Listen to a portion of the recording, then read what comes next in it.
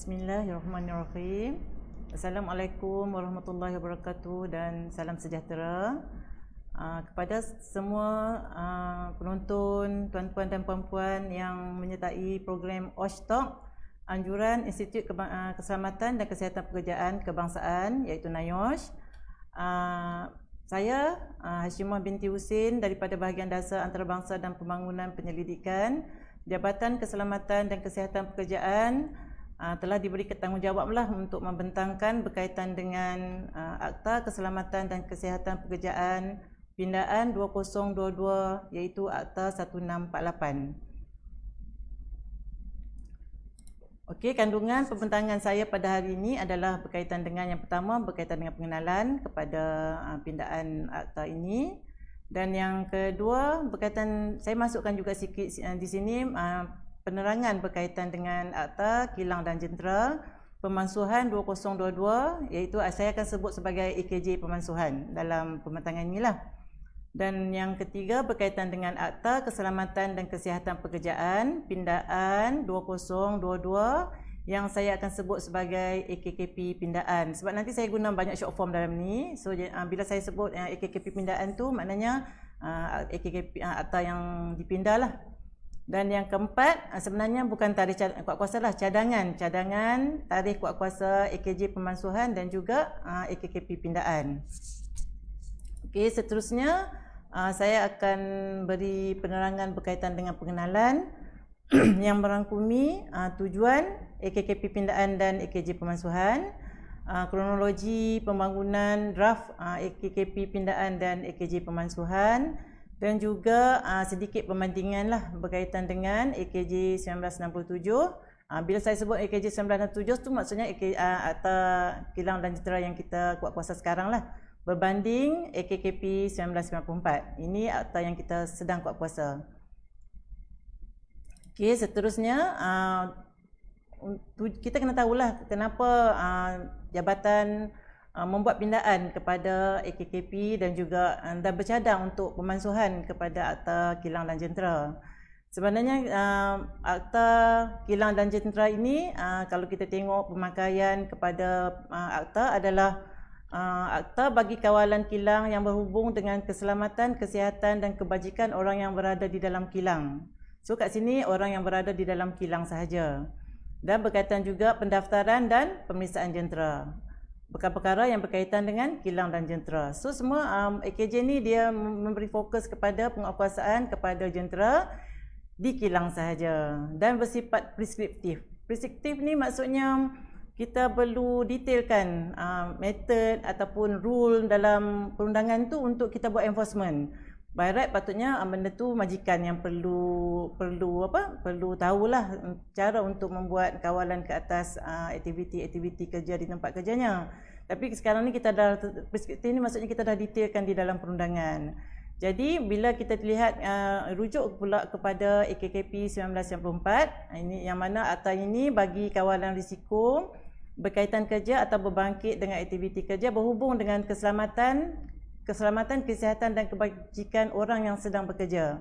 Kalau tadi kita tengok yang berada di kilang saja, yang kat sini dia ada orang yang sedang bekerja. Itu beza dia. Dan juga anda melindungi orang lain selain daripada pekerja terhadap risiko keselamatan, kesihatan pekerjaan, menggalakkan persekaran pekerjaan yang sesuai dengan fisiologi dan psikologi pekerja.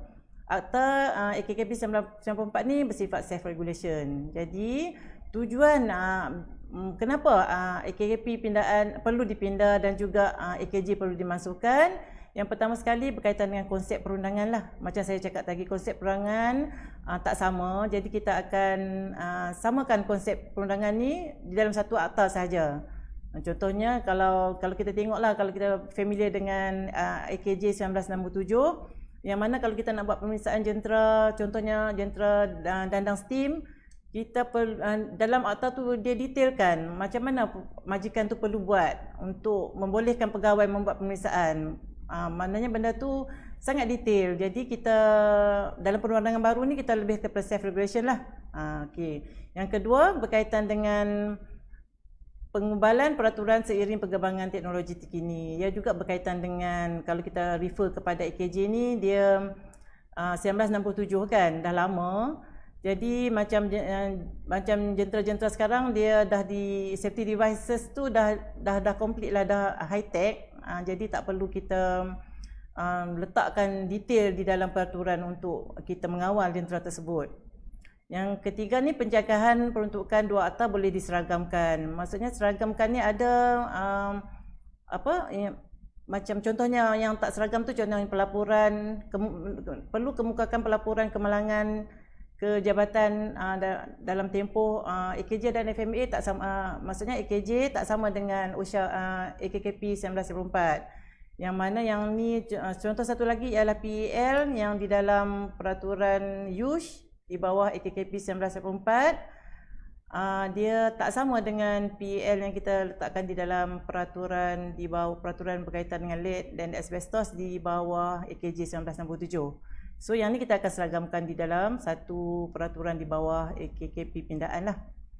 Yang keempat ni, untuk kita bertujuan untuk meratifikasi ILO Convention C155. So yang ni nanti saya akan terangkan lebih lanjut di dalam peruntukan yang berkaitan.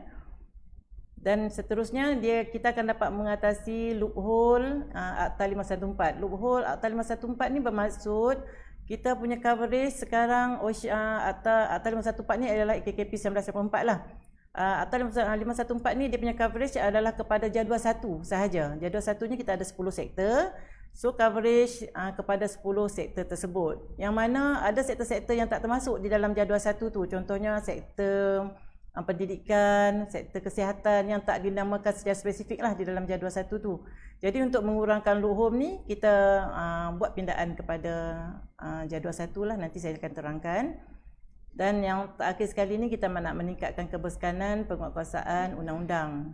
Bila kita nak tingkatkan keberkesanan, maknanya kita kena tingkatkan penalti lah supaya majikan akan lebih patuh lah kepada peruntukan perundangan yang telah kita buat kuasakan. Okey. Kita berbalik kepada kronologi bagi pembangunan AKKP pindaan dan AKJ pemansuhan, yang mana dia melibatkan banyak proses lah untuk memertakan AKKP dan AKJ ni, di mana dia melalui proses maklum balas awam, pembangunan draft, libat urus ataupun serentak awam, kelulusan kabinet, kelulusan parlimen dan juga proses perwataan. Maklum balas awam ni kita dah bermula daripada 2011. Maksudnya sebelum 2011 ni pun kita dah membuat groundwork lah untuk proses-proses membuat pindaan. Yang bila secara spesifiknya kita buat maklum balas yang pertama adalah pada 2011. Dan pembangunan draft kita bermula daripada 2011 tu sehingga 2015. Dan dari 2017 hingga 2018 ni proses semakan di AGC lah, pada Jabatan Peguam Negara. Proses semakan ni sebenarnya masa yang lama. Sesuatu polisi nak ditetapkan, dia mengambil proses yang lama lah di peringkat Jabatan Peguam Negara supaya kita tak cross border orang lain lah. Maksudnya macam itulah. Polisi negara ni perlu disemak dengan teliti lah oleh Jabatan Peguam Negara.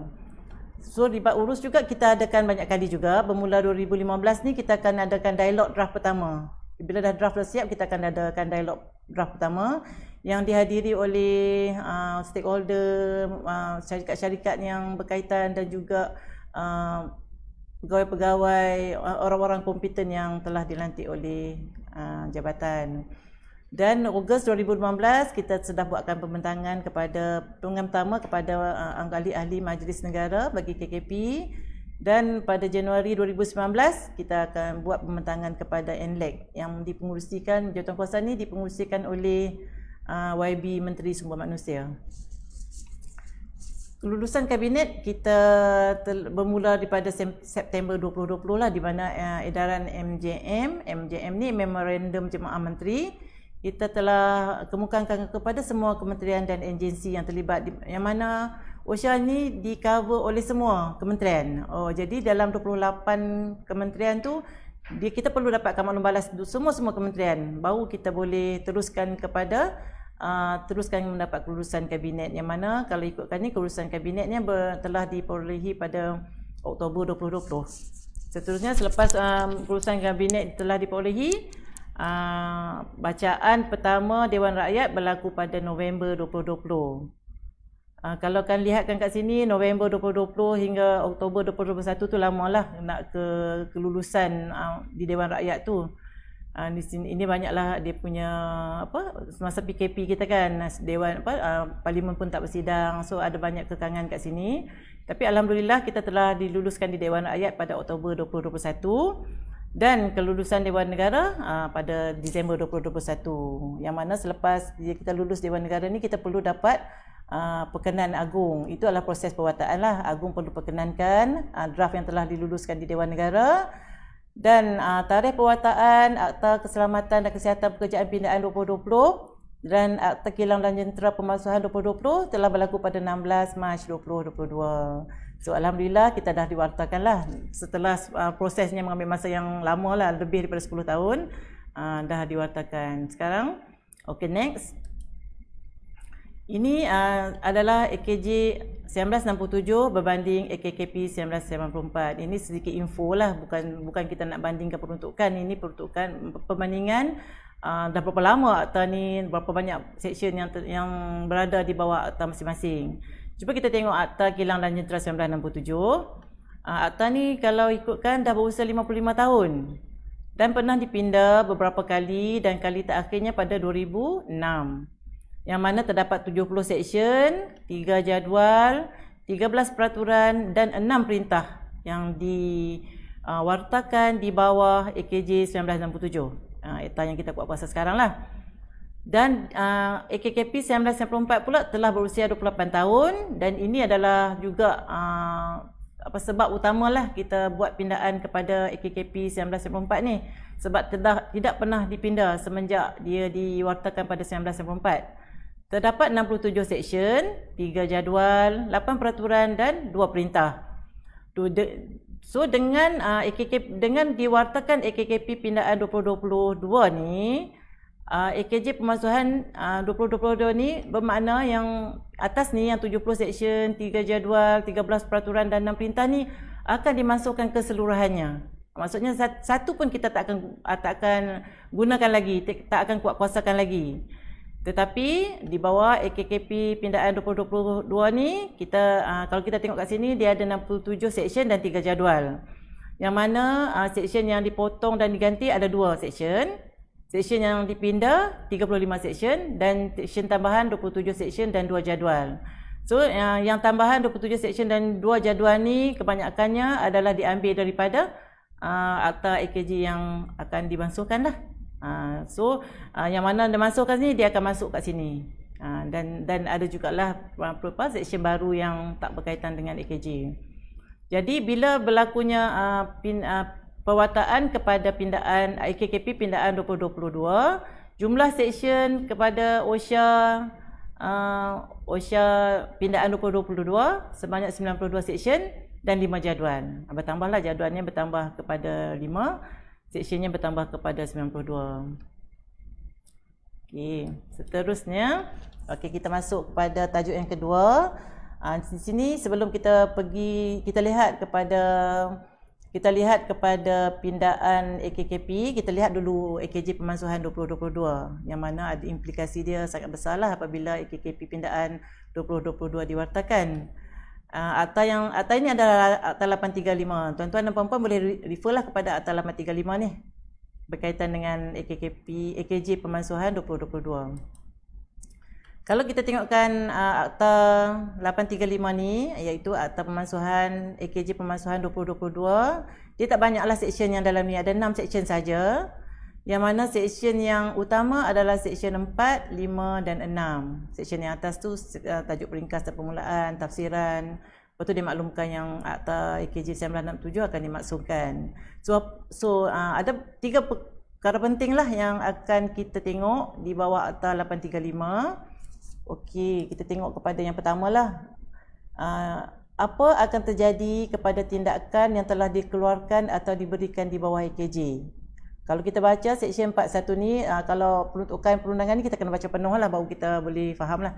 Apa-apa pendaftaran yang dibuat, perakuan kelayakan, skim pemeriksaan khas atau perakuan kekompetenan yang dibuat di bawah akta yang dimansuhkan akan diuruskan di bawah AKKP 1924. Maknanya pendaftaran yang dibuat, maksudnya kita dah daftar jentera semua, perakuan kelayakan yang kita bagi kepada semua jentera perakuan, PMA, PMT, PMD, skim pemeriksaan khas, skim yang kita telah keluarkan di bawah peraturan SSI. Perakuan kekompetenan ni adalah jentera STEAM yang kita telah daftarkan dan juga boilerman lah, engine driver enjin yang telah kita daftarkan di bawah jabatan. Apa akan jadi kepada yang telah ni maksudnya yang telah tindakan yang kita dah buat. So kat sini dia kata diuruskan di bawah AKKP 1924. Maksud diuruskan tu maknanya akan ada peraturan baru yang akan digubal di bawah AKKP yang akan menjelaskan berkenaan perkara ini. Yang mana berkaitan dengan pendaftaran jentera, pendaftaran kilang ada peraturan berkaitan. Berkaitan dengan CF bagi jentera perakuan akan ada peraturan berkaitan lah. Kalau berkaitan dengan skim pemeriksaan khas akan ada peraturan baru di bawah AKKP pindaan dan juga sama juga dengan perakuan kekompetenan. Maknanya yang mana 4 perkara ni akan ada peraturan, mungkin peraturan adalah bentuk perintah yang diwartakan lah untuk menguruskan perkara-perkara ini di bawah AKKP 1984 yang pindaan lah, di bawah pindaan apabila dikuatkuasakan. Dan Seksyen 424/2 pula mengatakan notis JKJ 110 subsection 19.2 ni adalah kalau kita tengok kita NOI lah kepada jentera-jentera yang tak ada CF, atau notis JKJ 26 ni di bawah subsection 393 dan 44 ni ini berkaitan dengan jentera yang tak memenuhi peruntukan perundangan lah, akan diuruskan di bawah AKJ hingga selesai. Notis-notis yang kita keluarkan kepada jentera, maksudnya jentera tu kita keluarkan notis sebelum kita kuatkuasakan AKKP pindaan, dia akan diuruskan di bawah akta yang AKJ yang lama lah, maksud AKJ 967. Dia akan diuruskan di bawah AKJ sehingga selesai. Kalau notis ni perlu pembatalan dan perlu keperluan-keperluan di dalam AKJ 967, dia kena perlu ikut yang apa peruntukan di bawah AKJ 967 lah, tak perlu ikut peruntukan baru di bawah pindaan AKKP 2022. Itu maksudnya. Saya harap tuan-tuan faham lah kan. Okey, yang kedua, apa akan terjadi kepada permohonan yang belum selesai? Permohonan yang belum selesai ni maksudnya apa-apa yang dah dimohon tapi belum diuruskan sehingga selesai. Apa-apa yang dah mohon macam mungkin seminggu sebelum, 2 minggu sebelum tarikh kuatkuasa AKKP 2022, bila dia kuatkuasakan belum selesai lagi urusan-urusan permohonan yang dia dah submit kepada jabatan.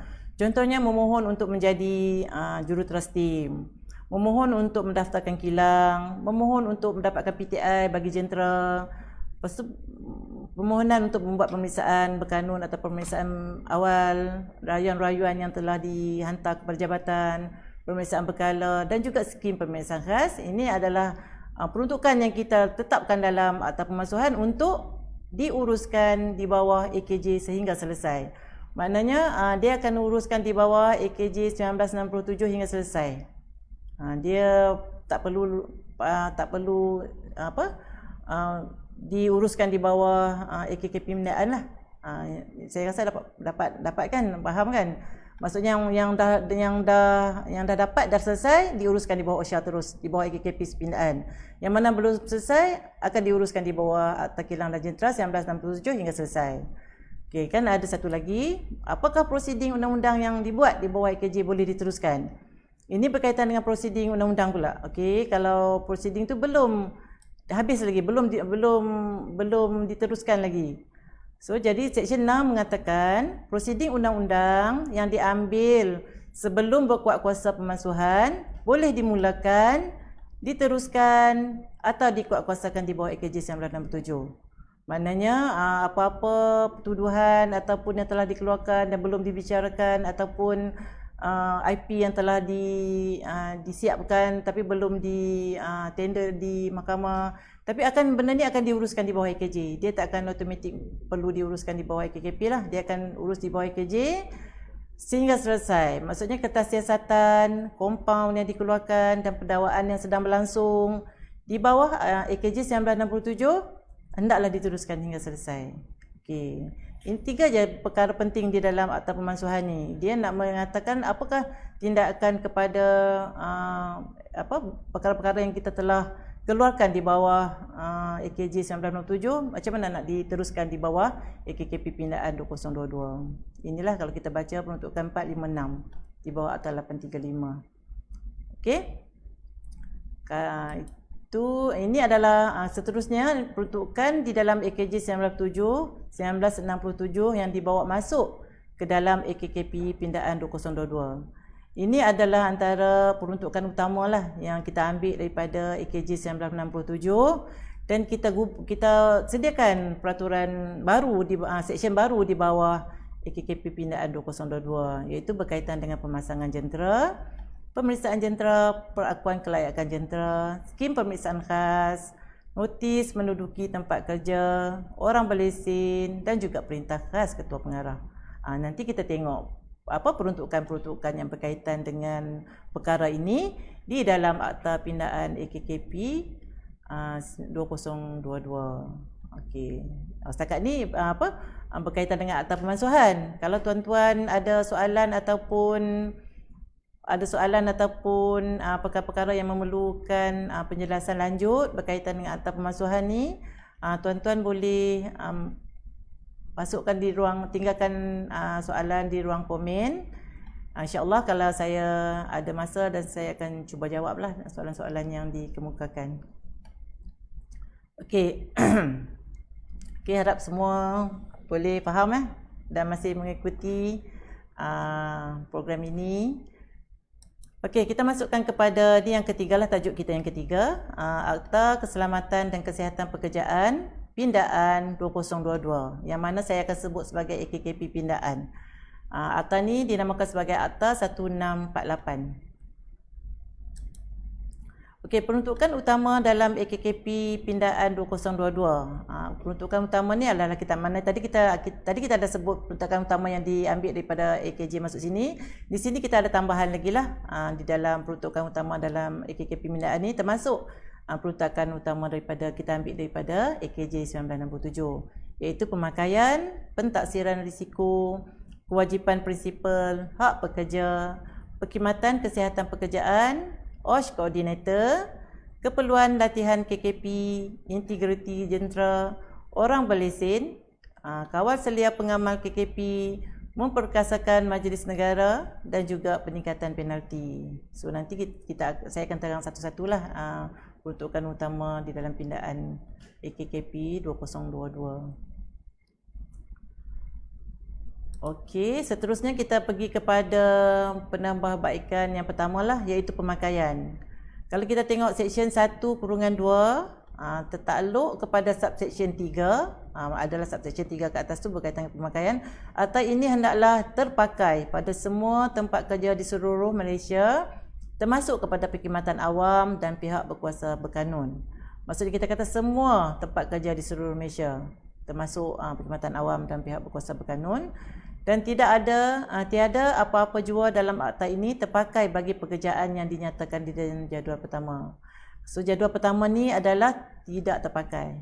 Kan? Tiada apa-apa yang terpakai, tak terpakai lah, maksudnya dikecualikan. So kalau boleh refer kepada akta pindaan ini, dia akan ada jadual pertama ni, ketidakpakaian. Ketidakpakaian ni yang pertama, pengambilan kerja domestik berhubung dengan seseorang yang mengambil kerja orang lain atau yang diambil kerja sebagai pembantu rumah mengikut pengertian Akta Kerja 1955 Akta 265. Yang ni kita kena refer kepada Akta Kerja lah, sebab di Akta Kerja ni dia pun ada buat pindaan juga. Apa yang dia maksudkan dalam Akta Kerja tu, itu adalah dimaksudkan dengan pengambilan pekerja domestik lah. Yang kedua, angkatan tentera. Yang ketiga, pekerjaan atas kapal yang ditadbir oleh Ordinan Perkapalan Saudagar 1952 dan juga Ordinan Sabah Sarawak lah. Maknanya di sini kalau kita familiar dengan AKKP 1994, jadual pertama kita yang dulu, jadual pertama di bawah AKKP 1994 adalah sektor yang terpakai di bawah OSHA. Tapi sekarang kita kata semua tempat kerja terpakai, kecuali yang ni. So jadual pertama ni adalah ketidakpakaian kepada OSHA 19 OSHA pindaan 2022 lah. Itu terbaliknya daripada OSHA lama bagi jadual pertama ni lah. Jadual pertama ni kita bertukar terus lah. Jadual pertama yang dulu kita keluarkan, kita masukkan jadual pertama yang baru. Okey, yang kedua, penambahbaikan di dalam AKKP pembinaan yang kedua adalah pentaksiran risiko. Ini adalah peruntukan baru.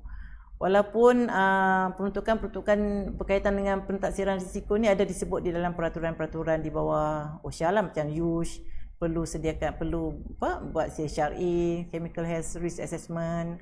Tapi di akta ibunya dia tak disebut.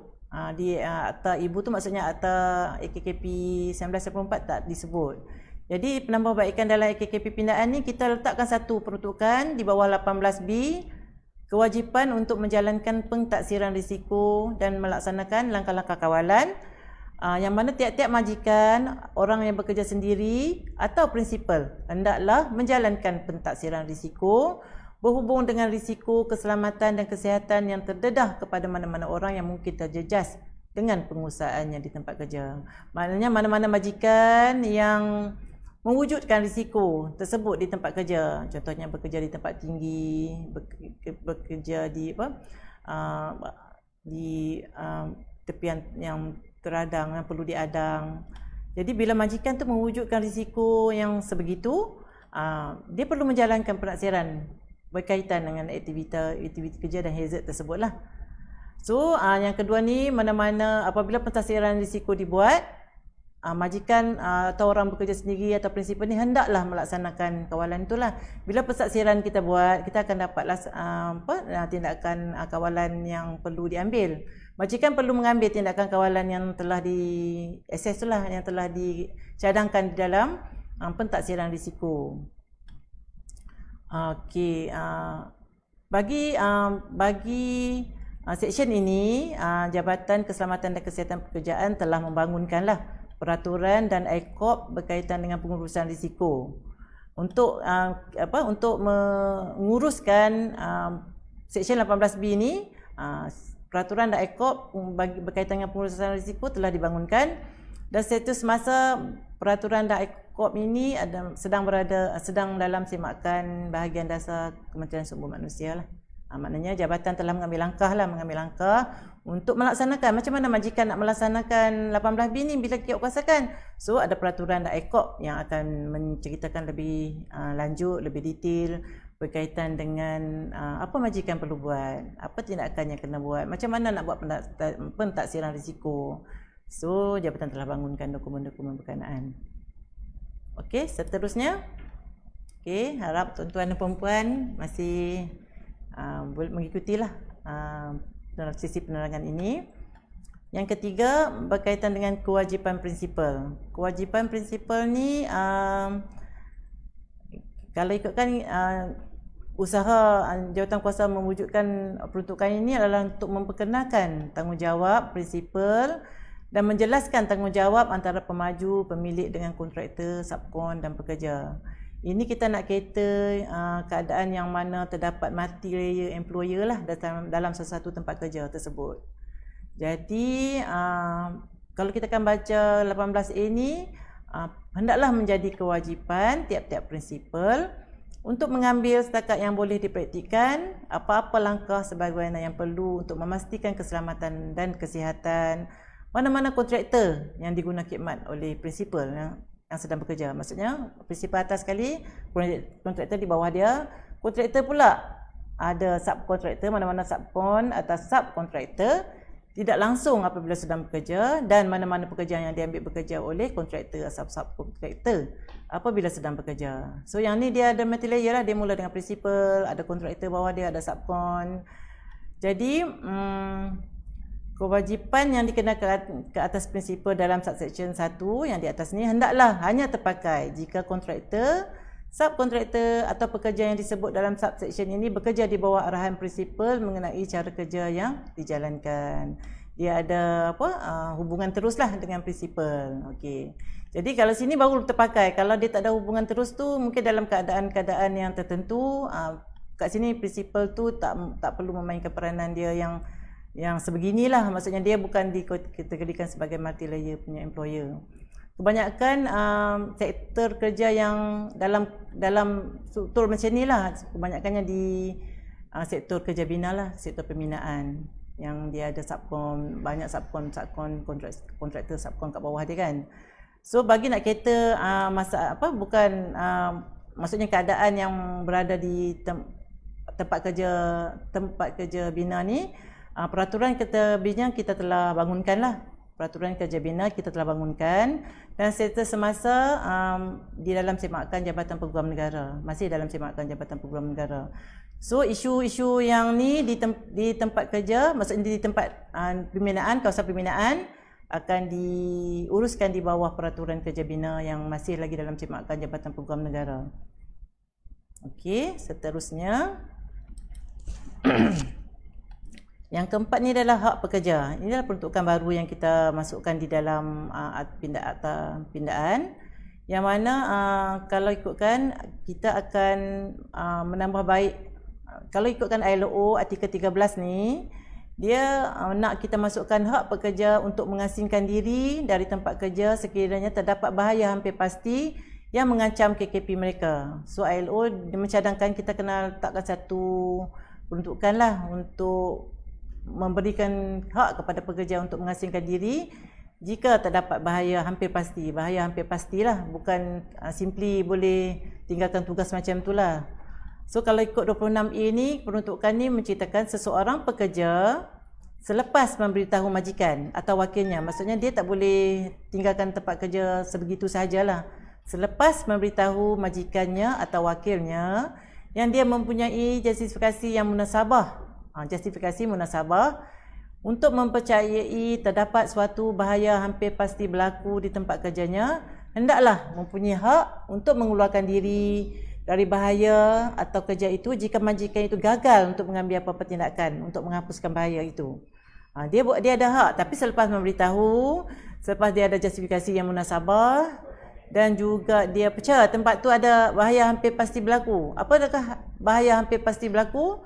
Bagi maksud seksyen ini, bahaya hampir pasti berlaku itu artinya suatu risiko kematian yang serius atau kecederaan badan yang serius kepada mana-mana orang disebabkan oleh mana-mana logi, bahan, keadaan, aktiviti, proses, amalan, tata cara atau bahaya tempat kerja. Maksudnya berkaitan perkara-perkara ini yang boleh memberi risiko kematian ataupun kecederaan yang serius kepada badan lah.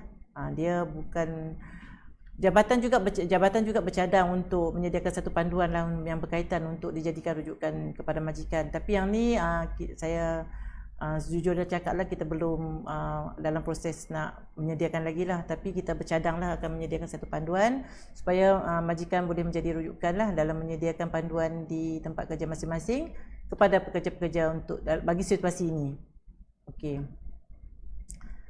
Okey, yang kelima, penambahbaikan seterusnya adalah berkaitan dengan perkhidmatan kesihatan pekerjaan. Perkhidmatan kesihatan pekerjaan ni kalau kita lihat kepada 28.1 ni, jika menteri mendapati bahawa mana-mana tempat kerja atau kelas atau jenis tempat kerja yang di bawah ni lah, A, B, C, D ni, C tak ada, A, B, C, adanya terdapatnya kes penyakit telah terjadi yang dia mempunyai sebab untuk percaya mungkin disebabkan oleh jenis proses atau keadaan, disebabkan perubahan dalam mana-mana proses yang memberi kesan buruk lah, mendapat risiko buruk kepada kesihatan orang yang nak diambil pekerja, dan mungkin terdapat risiko kesan buruk kepada kesihatan orang yang diambil kerja dalam mana-mana pekerjaan yang dinyatakan di dalam jadual ketiga. So kat sini kita kena refer jadual ketiga lah. Dia boleh membuat peraturan. So untuk cater masalah ni, kita boleh membuat peraturan yang menghendaki supaya perkiraan bagi perkhidmatan kesihatan pekerjaan. Maksudnya menteri kalau dia merasakan perkara ini, dia boleh membuat peraturan lah berkaitan dengan perkara ini. Perkhidmatan kesihatan pekerjaan ni dia adalah pengadakan perkhidmatan bagi perlindungan kesihatan pekerja semasa bekerja. Dia punya task tu lagi besar daripada macam dulu kita ada pengawasan perubatan. Pengawasan perubatan ni dia boleh macam OHD ni boleh cadangkan je lah, cadangkan saringan kesihatan, mencadangkan memberi cadangan lah selepas dia lihat kepada medical surveillance punya report.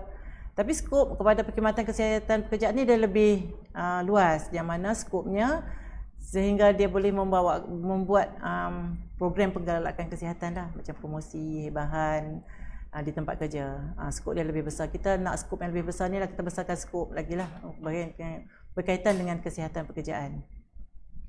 Okey. Seterusnya yang nombor 6 adalah melantik OSH Coordinator ataupun penyelaras keselamatan dan kesihatan pekerjaan.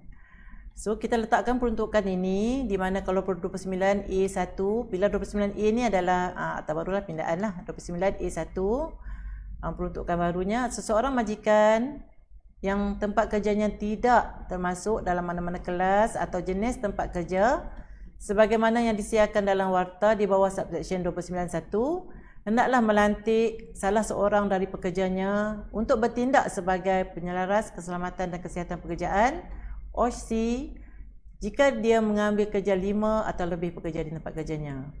Jika majikan tu, maksudnya kat sini, jika majikan yang telah melantik pegawai keselamatan dan kesihatan, iaitu yang kita kenali sebagai SHO, walaupun tempat kerja tidak termasuk dalam perintah SHO, tidak perlu melantik OC. Dalam keadaan ni, mana-mana tempat kerja yang perlu lantik SHO, dia tak terpakailah dengan peraturan ni sebab dia kena lantik SHO. SHO tu dia perlu lantik untuk menguruskan tempat kerja dia. Tapi kalau tempat kerja yang tak perlu lantik SHO, tak termasuk dalam di bawah perintah yang keperluan untuk melantik SHO, yang dia tak ada tu, dia perlu lantik OSH Coordinator. Tapi kalau syarikat atau pihak industri majikan yang tak perlu lantik SHO, tapi dia dah lantik SHO untuk kebaikan syarikat dia, dia macam dah patuhlah kepada peraturan ni, dia tak perlu lantik lagi OC di kalangan pekerja. Tapi mana-mana majikan yang tak termasuk dalam perintah SHO yang perlu lantik pada certain bilangan pekerja, dia perlu melantik OSH Coordinator. Dia punya fungsi OSH Coordinator ni adalah untuk membantu majikan membuat penyelarasan pematuhan perundangan KKP dan program KKP di tempat kerja. Kita kena ingatlah OSH ni adalah pekerjanya, melantik pekerjanya. Mungkin pekerjanya adalah supervisor, technician ataupun engineer di kalangan syarikat dia. Dia lantik dan dia perlu mengikuti latihan yang berkaitan lah sebelum dilantik sebagai OSH Coordinator. Bagi menguruskan ataupun pihak-pihak industri, pihak-pihak majikan untuk mendapat maklumat lanjut berkaitan dengan 29A ni, jabatan telah dalam pembangunan lah garis panduan berkaitan dengan OC. Jadi garis panduan ni pun belum dikeluarkan lagi disebabkan akta AKKP pindaan ni belum diwartakan lagi, belum dikuatkuasakan lagi lah. Jabatan telah membangunkan lah, sedang dalam pembangunan garis panduan ni. Okey, penambahbaikan seterusnya ialah pindaan kepada Seksyen 29 iaitu SHO. Seksyen 29.1 ni kita ada buat tambahan sedikitlah daripada industri kepada tempat kerja. Okey, yang kurungan 2 ni kita ada buat pertambahan penggantian seorang penghuni suatu tempat kerja bagi seksyen yang ini terpakai hendaklah mengambil kerja seorang orang kompeten. Mengambil kerja ya. Kalau kita tukarkan kepada melantik seorang orang kompeten. Okey, melantik. Kenapa kena satu dulu mengambil kerja, sekarang kita tukarkan kepada melantik? Okey. Mungkin majikan akan ada kekeliruan lah di pihak majikan berkaitan dengan SHO yang digajikan dulu. Bila kuasa peraturan ni, adakah dia perlu lantikkan semula? Perkara ini dia akan berlaku selepas kita kuasakan lah. Tapi jabatan akan sediakan mungkin panduan kepada majikan untuk menguruskan SHO yang telah dilantik di bawah syarikat masing-masing. Dan jabatan juga dalam proses sebenarnya dah final membuat pindaan kepada peraturan pegawai keselamatan dan kesihatan dengan mengambil kira peruntukan ni lah. Pindaan kepada SHO punya peraturan, kita ambil kira peruntukan yang kita sediakan di bawah 29.1. mungkin akan ada kekeliruan di pihak majikan lah berkaitan perkara ni, tapi tak pergi, jabatan akan menguruskan dengan menyediakan maklumat-maklumat yang sepatutnya lah akan disalurkan kepada pihak majikan berkaitan dengan perkara ini. Satu lagi, dan dia ada satu tambahan peruntukan Seksyen 294 lah, di mana seseorang hendaklah dilantik sebagai pegawai keselamatan kesihatan hanya pada satu tempat kerja pada satu-satu masa, melainkan jika dibenarkan selainnya oleh KP. Maknanya satu tempat kerja, satu SHO saja yang boleh bekerja di situ. Kalau ada keperluan mungkin site sebelah-sebelah, kita akan dapat kelulusan daripada ketua pengarah lah. Ini kita bagi kuasa kepada KP untuk membenarkanlah dengan keadaan tertentu. Kita tak nak seorang SHO tu mengawal banyak tempat kerja dengan tempat kerja yang jauh-jauh. Macam itulah kita punya kita punya aim lah daripada peraturan ini, peruntukan ini.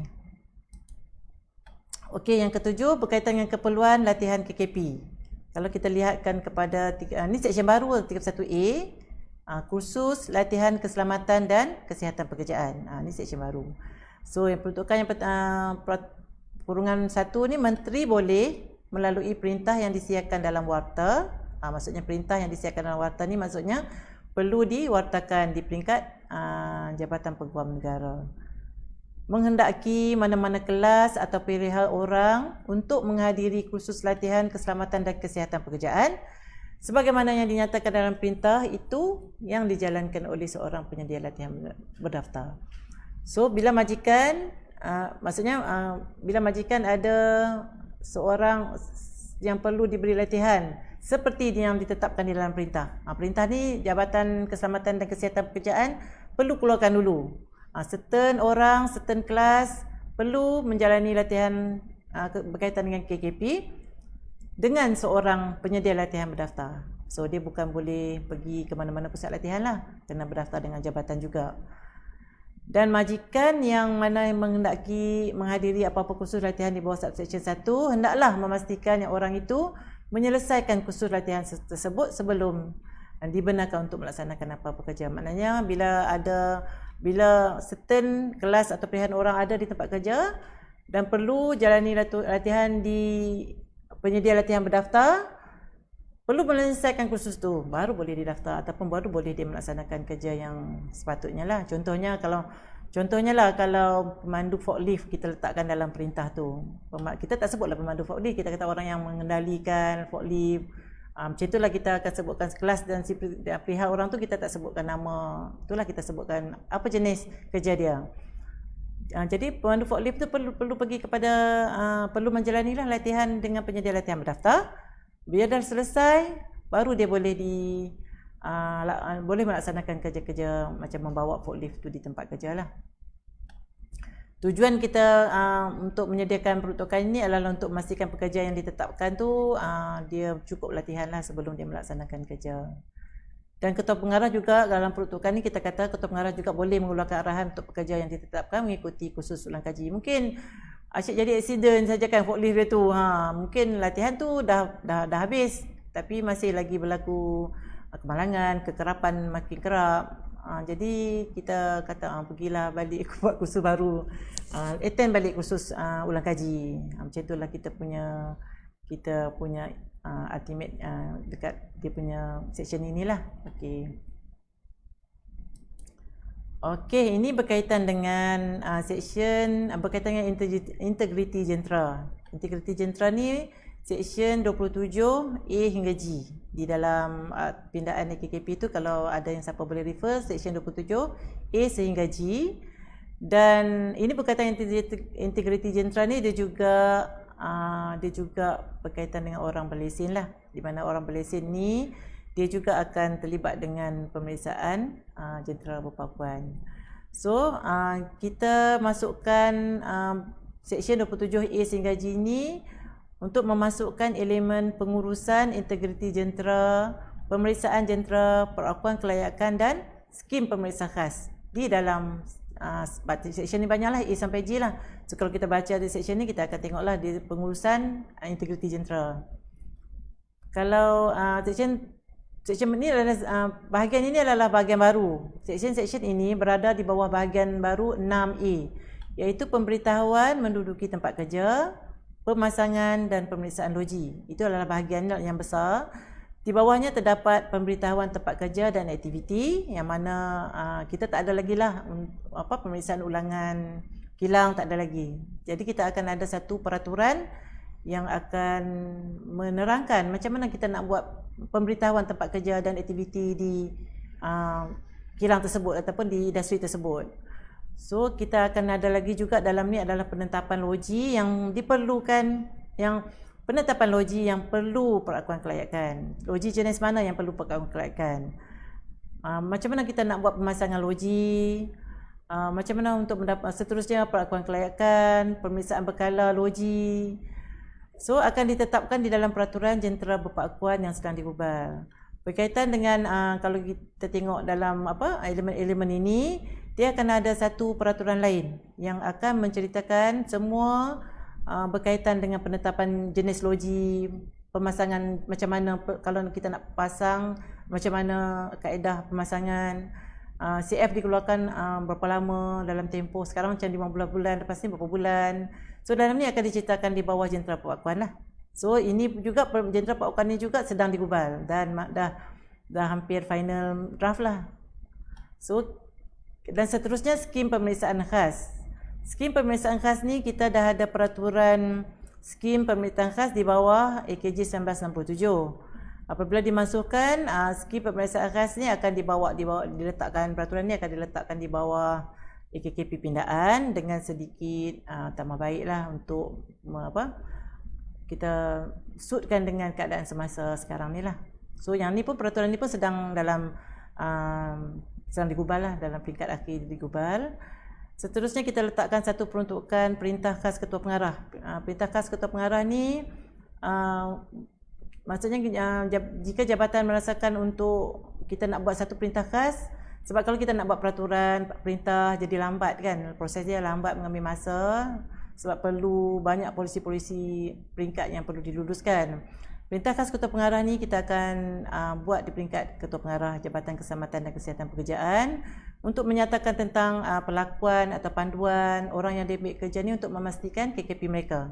Maknanya kalau contohnya lah operator crane, apa yang dia perlu buat, pengurus crane menara, apa yang dia perlu buat, macam kita pernah keluarkan lah, jabatan pernah keluarkan berkaitan dengan perintah khas ketua pengarah di bawah AKJ 1967. So kita ambil peruntukan yang di bawah AKJ 1967 tu, kita letakkan balik di bawah AKKP pindaan 2020 sebab kita rasakan perlu ada kita perlu membangunkan perintah khas ketua pengarah ni dari semasa ke semasa mengikut keperluan yang sepatutnya lah. Okey, yang ke-9 adalah orang yang berlesen. Orang berlesen ni Seksyen 7A. Orang yang berlesen ini adalah peruntukan yang telah ada di dalam AKJ 1967. Peruntukan yang lama lah, yang tak dikuatkuasakan lagi, yang bukan tak dikuatkuasa, tak diimplement oleh jabatan, belum melantik, belum ada lagi orang berlesen. So kita akan letakkan balik peruntukan ini di bawah AKKP pindaan 2022. Peruntukan bagi membolehkan orang berlesen dilantik bagi menjalankan pemeriksaan loji dan pengeluaran pengakuan kelayakan. Maknanya loji dan pengakuan kelayakan ni kita sebut di dalam peraturan jentera pengakuan tadi. Di dalam jentera pengakuan tadi kita dah kata loji itu apa. So itulah orang berlesen boleh membuat pemeriksaan ke atas loji yang telah kita prescribe lah dalam peraturan lah. Ini adalah untuk meningkatkan lagi, tujuan orang berlesen ni lah untuk meningkatkan pengurusan loji oleh pihak industri bagi menangani isu backlog pemeriksaan jentera. Terdapat juga sekarang ni masih lagi ada isu tentang pemeriksaan-pemeriksaan yang tidak dapat dijalankan dalam tempoh yang tertentu. Jadi dengan adanya peruntukan orang berlesen ni, kita harap pihak syarikat yang dilantik itu dapat membantulah untuk melaksanakan pemeriksaan mengikut tempoh yang telah kita tetapkan di dalam peruntukan perundangan lah. Okey, seterusnya. Okey. Perkara yang ke-10 adalah penambahbaikan yang ke-10 adalah kawal selia pengamal KKP. Pengamal KKP ni berkaitan dengan pendaftaran, pemantauan dan accountability pengamal KKP, iaitu orang kompeten, penyedia latihan, firma kompeten, akan diseragamkan di bawah satu perundangan lah. Sekarang ni kita ada orang kompeten di bawah AKJ 1967, kita ada orang kompeten di bawah AKKP 1994. Dia tak seragam, ada yang tarikh diberi kelulusan selama 2 tahun, 3 tahun, setahun. Jadi pengurusan jadi macam tak standardized lah. Kita nak seragamkan, kita letakkan satu peruntukan di bawah AKKP pindaan, dan semua orang kompeten nanti akan melalui pendaftaran, pembaharuan, pembatalan dalam proses yang sama. Okey. Kalau kita lihatkan di bawah, ini pun bahagian 7A. Bahagian 7A ini juga bahagian baru. Bahagian baru ni peruntukan bagi orang kompeten dan penyedia latihan. So peruntukan bagi orang kompeten dan penyedia latihan ini berkaitan dengan permohonan pendaftaran, pembaharuan pendaftaran, kesahan pendaftaran, berapa tempoh kita bagi kelulusan sebagai orang kompeten ataupun penyedia latihan, dan apabila berlaku pembatalan, macam mana kita nak menguruskan pembatalan tersebut. Orang kompeten dan penyedia latihan ni, kalau kita tengok dia di bawah jadual 5 ni, kita sebut di bawah jadual 5, untuk aktiviti di bawah jadual 5 ni sahaja yang boleh keluarkan orang kompeten dan penyedia latihan. So yang perkara yang pertama, kedua, ketiga, keempat ni berkaitan dengan orang kompeten lah. Perkara kelima, sampai ke-6 tu berkaitan dengan orang kompeten. Dan yang ketujuh ni berkaitan dengan training provider. Training provider ni untuk menjalankan apa-apa latihan, pentaksiran dan penelitian bagi keselamatan dan kesihatan pekerjaan. Menjalankan apa-apa latihan lah. Apa latihan ni, so penyedia latihan ni perlu penyedia latihan ni perlu lihatlah apa latihan-latihan yang berkaitan KKP yang dia nak jadi sebagai training provider. So peruntukan ini disediakan bagi tujuan untuk membolehkan mengawal selia. Kawal selia dilakukan oleh tindakan perundangan diambil jika mereka gagal melaksanakan tanggungjawab yang ditetapkan. Sekarang bila peruntukan ni tak ada, kita susah nak ambil peruntukan perundangan lah, ataupun kalau yang gagal melaksanakan tindakan perundangan tu kita tak boleh nak ambil lah, kita tak sebutkan dalam perundangan kan. So kita jadikan dia, kita legalizekan berkaitan dengan peruntukan bagi orang kompeten dan juga penyedia latihan. Bagi menguruskan bahagian 7A ni, garis panduan berkaitan dengan pendaftaran, pembaharuan dan pembatalan orang kompeten dan juga penyedia latihan telah dibangunkan. Di peringkat akhir oleh jabatan, dan kita kuatkuasakan atas AKKP pindaan ni. So garis panduan itu kita dah ready lah. So pihak majikan, pihak industri yang berkepentingan boleh merujuk kepada garis panduan yang kita sediakan. YK ni mesti disebut lah, mesti disebut di bawah peraturan. Maksudnya bila nak jadi YK ni, kita akan sebut dia dalam peraturan yang kita bangunkan. Seberapa banyak bangunan peraturan yang kita bangunkan, kita mesti sebut orang kompeten lift, contohnya orang kompeten Jutra Stream adalah orang kompeten kita sebutkan sebagai orang kompeten. Baru dia memenuhi peruntukan di bawah ni lah, 7A ni lah. Bukan kita simply cakap orang tu orang kompeten, orang ni orang kompeten, tapi tak disebut di dalam undang-undang, tak disebut dalam peraturan. Okey, yang ke-11, kita ada bawa penambahbaikan lah dalam akta pindaan, AKKP pindaan, untuk memperkasakan lagi Majlis Negara bagi Keselamatan dan Kesihatan Pekerjaan. Seksyen 9 lah kalau kita rujuk akta pindaan. Inilah bagi tujuan untuk meningkatkan keberkesanan Majlis Negara dengan kita tetapkan keanggotaan maksimum kepada 25 orang daripada 15 orang ahli lah, 15 orang ahli kepada maksimum 25 orang yang diwakili oleh kerajaan, majikan, pekerja, NGO, ahli akademik dan juga profesional. So kita dah, kalau kita tengok peruntukan tu, kita tetapkanlah berapa ramai ahli, berapa daripada kalangan siapa yang perlu jadi ahli ada dalam peruntukan yang detail. Kita boleh baca peruntukan Seksyen 9. Dan ini selaras dengan perkembangan corporate city industri lah, sebabnya industri ni makin laju, makin berkembang, dan teknologi juga makin berkembang kan.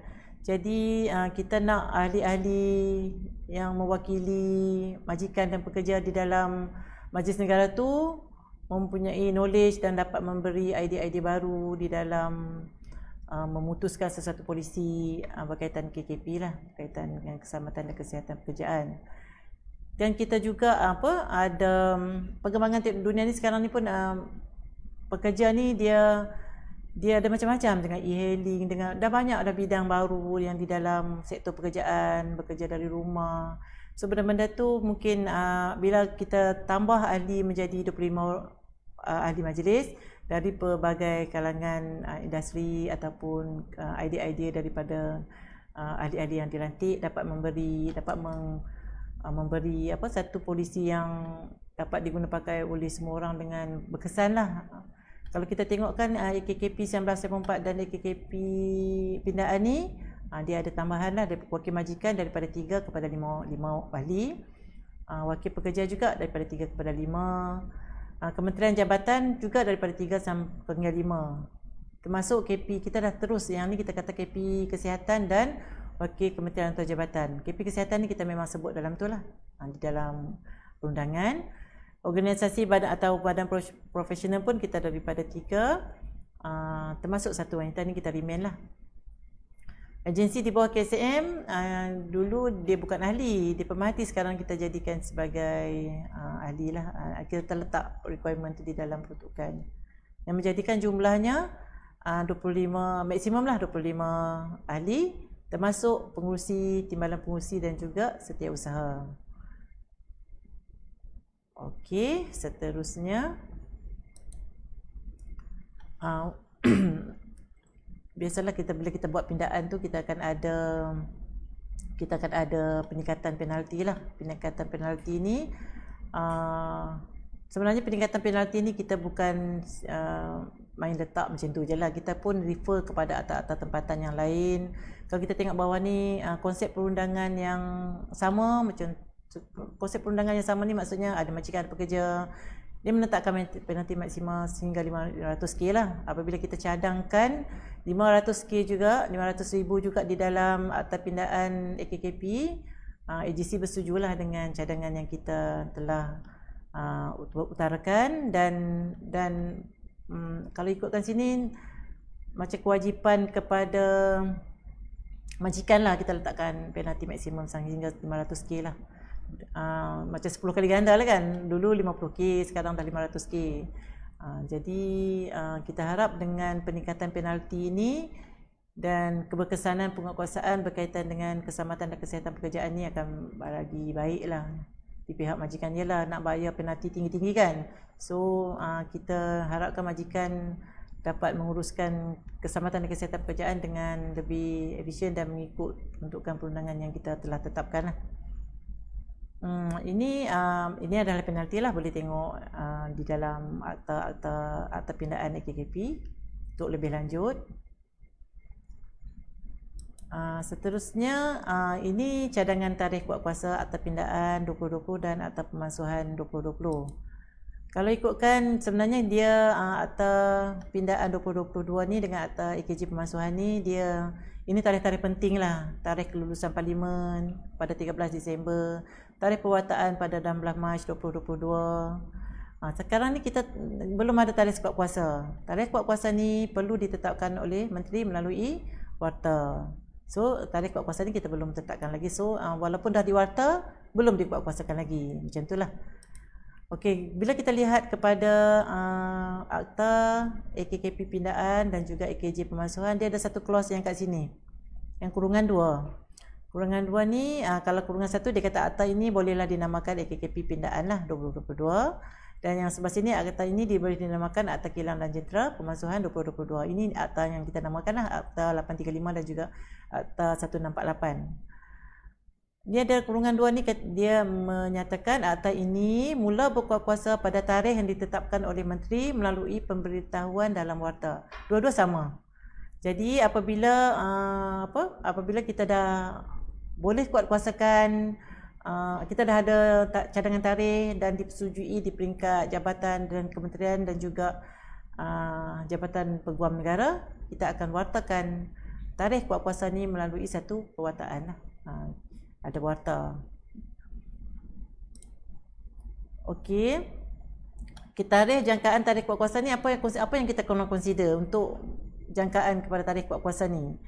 So yang pertama sekali kita kena jangkakan yang kuat kuasa ni kita kena lakukan serentak. Dia tak boleh nak kuat kuasakan pemansuhan AKJ, tak nak guna dah. Tapi AKKP pindaan belum ready untuk di kuat kuasakan lagi, tak boleh. Dia kena dua-dua sekali serentak. Sebabnya peruntukan AKJ ni kita dah ambil letak dalam AKKP pindaan, peruntukan lama AKJ. Jadi apabila dia masukkan tapi AKKP tak kuat kuasakan lagi, dia akan ada satu date, satu tarikh, satu tempoh yang kita nak follow peruntukan undang-undang yang mana kan. So kita kena lakukan serentak lah, AKKP pindaan dan AKJ 1967, AKJ pemansuhan lah. Dia sebenarnya kita akan perkara-perkara ini, dia sebenarnya untuk kuat kuasakan ni dia akan dibuat bersekali dengan peraturan-peraturan yang menggantikan peraturan-peraturan OPJ yang telah dimasukkan. Kita lihat tadi banyak peraturan di bawah AKJ yang telah dimasukkan, yang sedang digubal di bawah AKKP pindaan. Tapi ada peraturan, ada yang sampai peringkat AGC, ada di peringkat kementerian dan ada masih digubal di peringkat jabatan. Itu peraturan-peraturan penting lah. So peraturan-peraturan penting itu mesti diwartakan dulu. Maknanya dia akan kuat kuasa bersekali. Bila akta pindaan AKKP dan juga pemasakan di kekuasaan, akta penting itu dah ready, dah diwartakan. Baru dia punya pengurusan bagi jentera, pengurusan bagi kilang, ada peraturan yang menyambut lah berkaitan dengan peruntukan tersebut. Jadi kesediaan sistem perkhidmatan dalam talian juga perlu diambil kira untuk memastikan perjalanan pengurusan perubahan daripada AKJ 1967 diuruskan di bawah AKKP pindaan 2022 tidak macam tergendala disebabkan sistem atas talian yang belum selesai contohnya, ataupun ada perkhidmatan yang perlu ditambah baik. So ini adalah benda perkara-perkara yang kita perlu consider untuk kita menetapkan tarikh kuat kuasa ni. Apabila kita perkara-perkara ini dah selesai, baru kita boleh tetapkan. Tapi jabatan telah membuat orang kata timeline lah, gancak lah macam mana kita punya perjalanan sekarang dengan cadangan tarikh penguatkuasaan bagi akta AKKP pindaan dan juga AKJ pemansuhan, yang mana tarikh jangkaan saja, tarikh jangkaan penguatkuasaan ni pada pertengahan 2023. Maknanya kalau ikutkan tempoh masa tu adalah 1 tahun lagi lah. 1 tahun ni kita jabatan sebenarnya kalau ikutkan JKKP sedang berusaha keraslah untuk mewartakan peraturan-peraturan penting yang perlu ada apabila AKJ pindaan dan AKKP pindaan dan AKJ pemansuhan diwartakan. Okey, saya rasa ini adalah slide yang terakhir saya berkaitan dengan penerangan AKKP pindaan dan juga AKJ pemansuhan. Tuan-tuan mungkin boleh, saya pun tak pastilah, saya pun tak tengok komen. Tuan-tuan mungkin boleh tinggalkan komen-komen ataupun soalan yang nak ditanya untuk penjelasan lanjut di dalam ruang komen. Nanti saya akan tengok. Dan sebelum tu tuan-tuan boleh scan QR code yang ada di sebelah kanan saya. QR code untuk memberikan maklum balas. QR code yang untuk memberikan maklum balas berkaitan dengan program ni. Tuan-tuan boleh bagi cadangan, komen kepada pihak penganjur untuk pihak penganjur membuat penambahbaikan kepada program-program Watchdog yang akan dilaksanakan pada masa akan datang lah. Untuk makluman, mungkin program ni rasanya setiap minggu ataupun tak pastilah, mungkin dia akan, kita tengoklah di dalam website NIOSH tu bila dia akan ada Watchdog yang akan datang. So saya tengok soalan-soalan yang berkaitan lah. Okay, sekejap ya, saya tengok apa persoalan yang kita boleh jawab.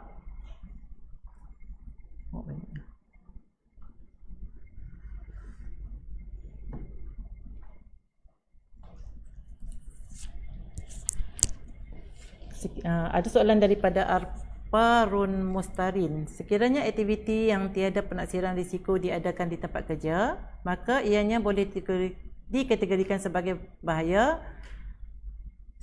So pekerja boleh menganggap tempat kerja itu bahaya. Dia tak boleh buat anggapan. Dia kena setiap sebab tu kita akan ada pentaksiran risiko.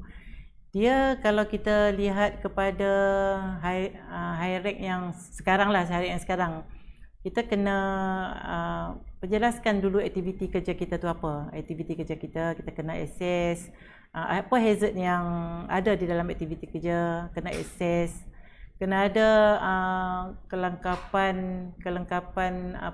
PPE yang sedang digunakan, dan akan ada kawalan yang perlu diambil. Dia macam kalau tiada penaksiran risiko tapi nak menganggap tempat kerja tu bahaya, dia tak boleh macam tu.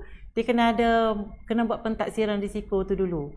Kena buat pentaksiran risiko baru kita tahu risk matriknya tu dia berada di dalam high, medium ataupun low.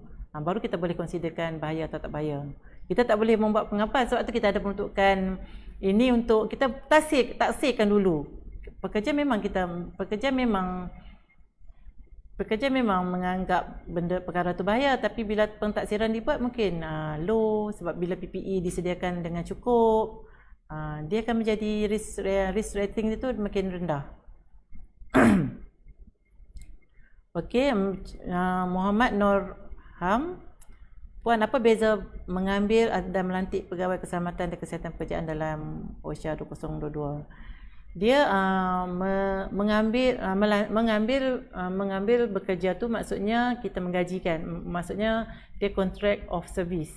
Contract of service tu maksudnya kita macam kita sekarang lah, tak ada tempoh tertentu, kita akan bekerja sehingga bila-bila lah. Tapi kalau melantik, kita akan contract for service. Kita dalam tempoh macam contohnya contohnya dalam tempoh tertentu ataupun dalam untuk projek tertentu, dia contract for service. Sebenarnya kita ada isu, sebenarnya kita ubah daripada menggajikan kepada melantik itu. Sebenarnya kita ada pandangan-pandangan daripada pihak luar juga supaya bila SHO ni digajikan oleh majikan, sebab kita kena tahu duties SHO itu sendiri. Duties SHO tu dia kena menasihati majikan. Dia menasihati majikan yang bagi menyediakan certain kriteria untuk mengawal KKP di tempat kerja. Kadang ada isu juga yang SHO tu dia nak advise majikan tu dia ada kekangan. Jadi bila kita melantik ni orang luar. Biasanya kita lantik orang luar untuk advise kita, orang luar akan advise. Biasanya majikan ni memenuhi lah cadangan-cadangan yang dicadangkan oleh orang yang dilantik sebagai SHO itu. Hasrat jabatan macam tu, tapi macam mana kita nak menguruskan, macam mana melantik dan juga menggajikan tu, kita akan ada nanti jabatan akan sediakan jugalah panduan dan cadangan daripada untuk pihak majikan merujuklah. Sebab benda ni belum diputuskan, belum disediakan di peringkat jabatan, belum boleh dimaklumkan ke pihak-pihak industri lagi. Setakat tu saya boleh bagi komen.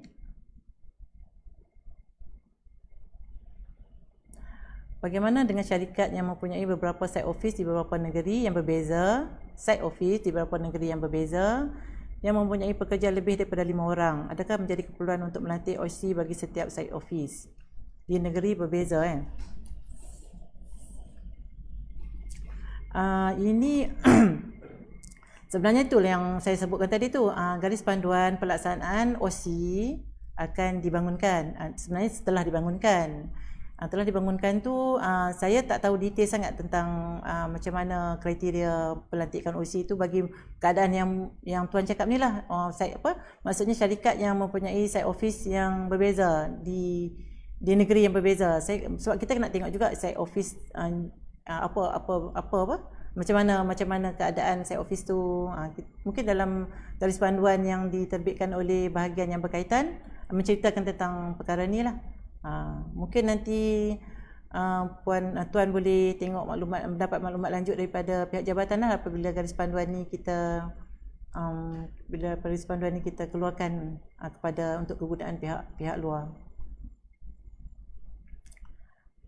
Okey, ada soalan lagi? Banyak soalan. Akta baru bila ada di pasaran? Sebenarnya akta AKKP pindaan 2022 tu dah boleh dapatkan dah, tapi dia macam kena baca bersekali dengan akta lama. Dia susah baca sikit lah kan. Tapi akta teks penuh kita tak boleh simply print, dia akan dicetak oleh PNB, Perbadanan Nasional Berhad.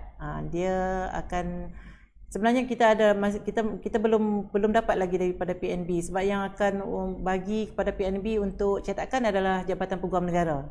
Sekarang apa yang kita guna, yang Jabatan Pengguna adalah akta AKKP pindaan 2022. Pindaan maknanya kita nak baca bersekali dengan akta lama lah. Kita pun tak tahu bila akan ada di pasaran. Okey. Encik Syariat Muhammad, High-Rec kerja sebenarnya siapa yang menyediakan? Terima kasih. Kalau kita tengokkan teks ni, kalau tengok peruntukan kan, High-Rec ni dia perlu disediakan oleh pihak majikan. Majikan perlu menyediakan, sekejap ya, saya buka ni. Kalau kita tengok peruntukan, majikan yang menjalankan kewajipan untuk menjalankan, tiap-tiap majikan, orang bekerja sendiri atau prinsipal hendaklah menjalankan pentadbiran. Tapi biasanya majikan ni kan dia ada orang-orang yang menyediakan perkara tu. Dia bukannya diletakkan kepada seseorang. Majikan ni dia kena memastikan tempat kerja, bagi aktiviti kerja yang ada di syarikat dia perlu menjalankan pentadbiran risiko. Ini bergantunglah majikan tu melantik siapa untuk menguruskan perkara ni. Biasanya kalau ada SHO tu, SHO yang uruskan lah kan. Okey, harap boleh terima jawapan tu. Okey, sekejap saya tengok ada lagi tadi dah.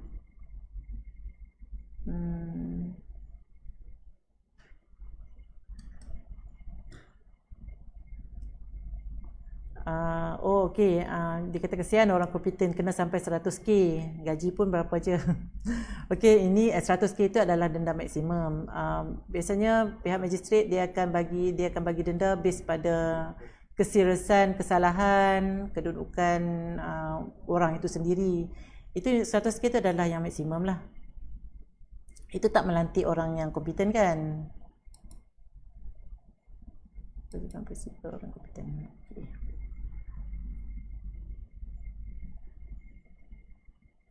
Okey, daripada Bashira Ferguson. Assalamualaikum Puan. Selepas keluar watak untuk kuat kuasa AKKP 2020 ni, berapa lama masa yang diberikan cooling period kepada sesebuah tempat kerja untuk comply sepenuhnya pada akta tersebut? Okey, cooling period ni memang akan ada lah. Tapi cumanya kita sekarang ni tarikh kuat kuasa tu kita tak tetapkan lagi kan. Apabila tarikh kuat kuasa tu ditetapkan, bukannya tarikh kuat kuasa ditetapkan, dia kalau macam contohnya lah, tarikh kuat kuasa tu kita kuartakan tarikh kuat kuasa tu pada bulan 7. Maksudnya tak adalah kita kata bulan 8 tu terus ni, kita akan kata kuat kuasakan 6 bulan ataupun Jun 2023. Tapi tempoh ni kita ambil kira kesediaan jabatan, banyak perkara yang kita ambil kesediaan jabatan, kesediaan sistem yang jabatan perlu ada, kesediaan pihak industri untuk menguruskan jentera. Contohnya jentera kan, untuk menguruskan jentera banyak consideration yang kita perlu consider untuk letakkan tarikh kuat kuasa dan juga cooling period. Even tarikh kuat kuasa ni bukan simply jabatan yang tentukan, jabatan boleh cadangkan, pihak kementerian yang akan tentukan dengan mengambil kira pandangan-pandangan daripada pihak industri juga berkaitan dengan perkara inilah.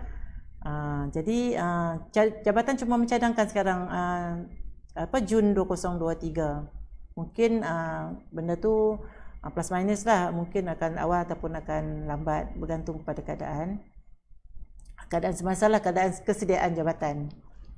Okey, saya tengok lagi.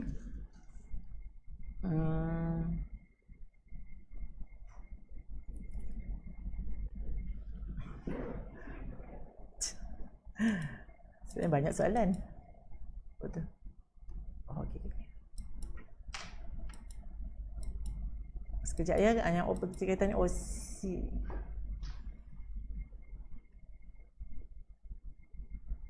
Puan Jafariah Jaafar, adakah kursus atau latihan bagi pengendalian bahan kimia berbahaya boleh dibuat oleh SHO in-house atau oleh penyedia latihan berdaftar? Kursus atau latihan bagi penyediaan latihan kimia berbahaya. Kursus atau latihan bagi pengendalian. Oh, pengendali lah. Maksudnya dia mengendalikan bahan kimia berbahaya. Maksudnya kelas atau description dia mengendalikan bahan kimia berbahaya. Tapi kalau pengendali bahan kimia berbahaya itu berada di dalam warta yang kita akan berada di dalam perintah yang kita akan wartakan bagi kelas atau jenis latihan yang perlu di-attend oleh orang-orang tertentu. Dia perlu dijalankan oleh training provider yang berdaftar. Kalau dia nak buat nak buat in-house tu tak ada masalah. Itu macam kita kata latihan dalaman lah kan. Tapi bagaimanapun kalau yang mengikut peruntukan tu, kalau dia jatuh di bawah kelas atau description yang dinyatakan di dalam perintah yang diwatakan, dia kena disediakan, kena mengikut modul yang disediakan oleh training penyedia latihan yang berdaftar. Yang itulah. Kalau tak termasuk di dalam perintah tu, boleh buatnya in-house, tak ada masalah yang tu.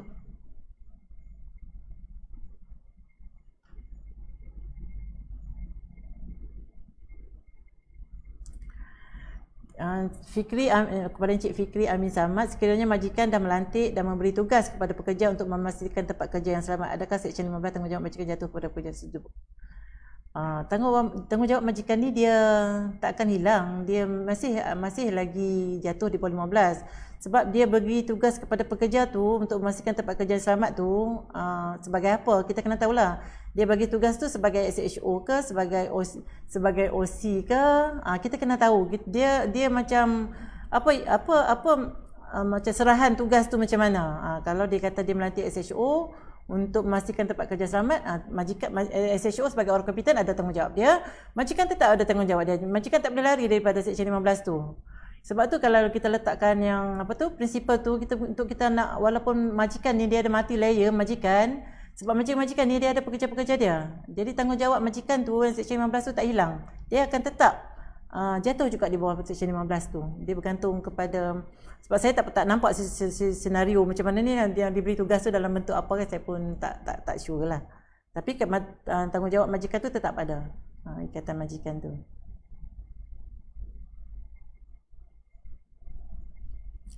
Sampai bila kita nak menjawab? Maksudnya dah sampai 12, dekat 12.30 dah. Macam mana? Banyak lagi soalan-soalan. Mungkin macam inilah, kalau ada soalan-soalan lanjut, sebab kami sekarang dekat Jabatan Keselamatan dan Kesihatan Pekerjaan pun memang entertain lah soalan-soalan berkaitan dengan AKKP pindaan dan juga AKJ pemansuhan, sebab banyak soalan-soalan daripada pihak industri, pihak-pihak orang-orang kompeten, orang-orang yang praktis KKP ni lah di tempat kerja, tentang macam mana nak meneruskan kan, ataupun nak menguruskan KKP di tempat kerja apabila AKP pindaan dan AKJ pemansuhan dikuatkuasakan. Jadi soalan-soalan yang perempuan tu kita akan entertain melalui website, email kepada PRO DOSH lah.